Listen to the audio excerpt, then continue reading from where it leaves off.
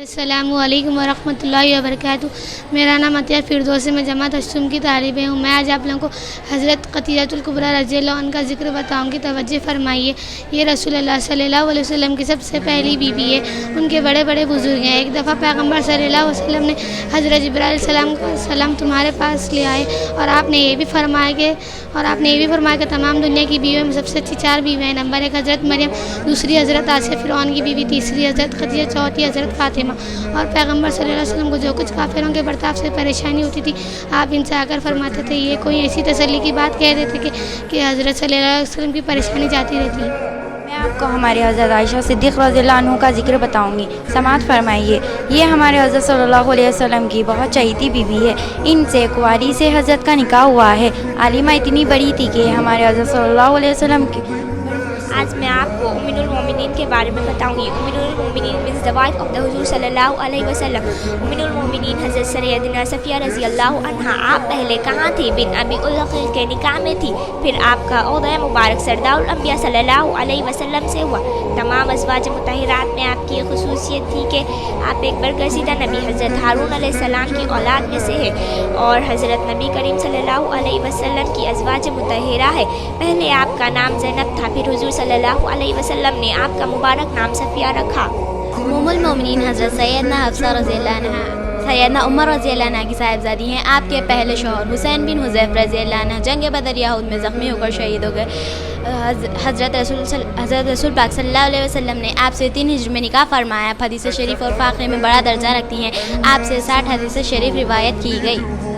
میں آپ کو حضرت صلی اللہ علیہ وسلم کی صاحبزادی حضرت زینب رضی اللہ تعالیٰ عنہ کا ذکر بتا رہی ہوں، سماعت فرمائیں۔ حضرت زینب رضی اللہ تعالیٰ عنہ کا ذکر، یہ بھی ہمارے پیغمبر حضرت صلی اللہ علیہ وسلم کی بیٹی ہے اور حضرت صلی اللہ علیہ وسلم ان سے بہت محبت کرتے تھے۔ ان کا نکاح عبدالعاص ابن ربیع سے ہوا تھا۔ جب یہ مسلمان ہو گئے اور ان کے شوہر نے مسلمان ہونے سے انکار کر دیا تو ان سے علاقائی قطع کر کے انہوں نے مدینہ کو ہجرت کی۔ تھوڑے دنوں پیچھے ان کے شوہر بھی مسلمان ہو کر مدینہ آ گئے اور صلی اللہ علیہ وسلم پھر سے انہی سے ان کا نکاح کر دیا اور وہ بھی ان کو بہت چاہتے تھے۔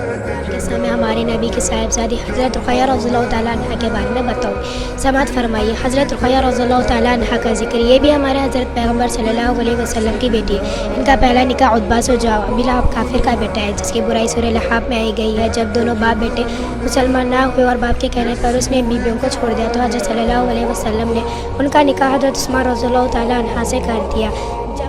آج میں حضرت ام کلثوم رضی اللہ تعالیٰ عنہ کا ذکر بیان کرنے ہوں، سماعت فرمائیے۔ یہ ہمارے پیغمبر صلی اللہ علیہ وسلم کی بیٹی ہیں۔ ان کا پہلا نکاح طیبہ سے ہوا تھا، جو اس کافر ابو لہب کا دوسرا بیٹا تھا۔ ابھی رخصت نہ ہو پائی تھی کہ ہمارے پیغمبر صلی اللہ علیہ وسلم کو پیغمبری مل گئی۔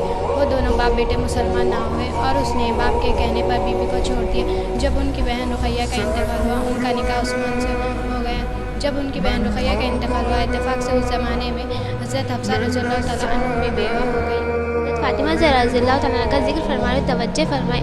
حضرت فاطمہ زہرا رضی اللہ تعالیٰ عنہ یہ عمر میں سب بہنوں سے چھوٹی اور رتبے میں سب سے بڑی اور سب سے زیادہ پیاری بیٹی ہمارے پیغمبر صلی اللہ علیہ وسلم کی۔ حضرت صلی اللہ علیہ وسلم نے ان کو اپنی جان کا ٹکڑا فرمایا اور سارے جہاں کی عورتوں کا سردار فرمایا، اور یہ بھی فرماتے ہیں کہ جس بات سے فاطمہ زہرا رضی اللہ تعالیٰ عنہ کو رنج ہوتا ہے، اسی سے مجھ کو بھی رنج ہوتا ہے۔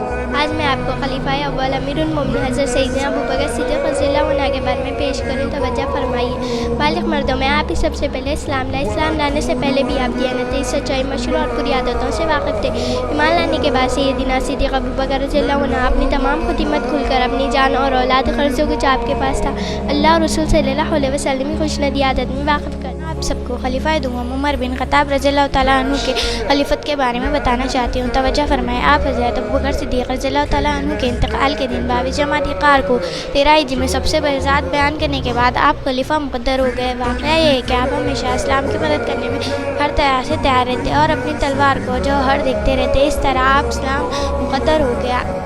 آج میں خلیفہ سوم کے خلافت کے بارے میں بتانا چاہتی ہوں، توجہ دیجیے۔ امیر المومنین سیدنا عثمان بن عفان رضی اللہ عنہ سب سے پہلے ایمان لانے والوں میں آپ 5ویں شخص میں آپ کی چاچا حکیم بن عاص آپ کو مسلمان ہونے کی وجہ سے سخت تکلیف دیتا تھا، رسی سے جکڑ کر ایک حجرے میں بند کر دیتا تھا، مگر سیدنا عثمان کی مستقل مزاجی کو دیکھ کر آخر میں نا امید ہو گیا اور قید سے رہا کر دیا۔ आपको अमीरुल मोमिनीन सैयदना अली रज़ी अल्लाह तआला अन्हु के बारे में बताना चाहती हूँ, तवज्जो दीजिए। आप रिश्ते में नबी करीम सल्लल्लाहु अलैहि वसल्लम के चचेरे भाई हैं। 10 साल की उम्र में हज़रत मोहम्मद मुस्तफ़ा सल्लल्लाहु अलैहि वसल्लम नबी होने के दूसरे ही दिन आप मुसलमान हुए। बच्चों में सबसे पहले आप मुसलमान हुए। सैयदना अली रज़ी अल्लाह तआला अन्हु के वालिद बहुत बच्चे वाले थे, इसलिए आप हज़रत सल्लल्लाहु अलैहि वसल्लम की निगरानी में परवरिश पाए।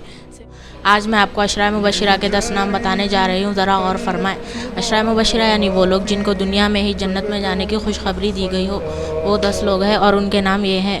पहले हज़रत अबू बकर सिद्दीक़ रज़ियल्लाहु ताला अन्हु, दूसरे हज़रत उमर फ़ारूक़ रज़ियल्लाहु ताला अन्हु, तीसरे हज़रत उस्मान गनी रज़ियल्लाहु ताला अन्हु, चौथे हज़रत अली रज़ियल्लाहु ताला अन्हु, पाँचवें हज़रत अब्दुल रहमान बिन औफ़ रज़ियल्लाहु ताला अन्हु, छठे हज़रत तलहा बिन अब्दुल्ला रज़ियल्लाहु ताला अन्हु, सातवें हज़रत ज़ुबैर बिन अल्वाम रज़ियल्लाहु ताला अन्हु। मैं आपके सामने हज़रत हुसैन रज़ियल्लाहु ताला अन्हा की शहादत के बारे में पेश करूँगी, तवज्जो फरमाइए।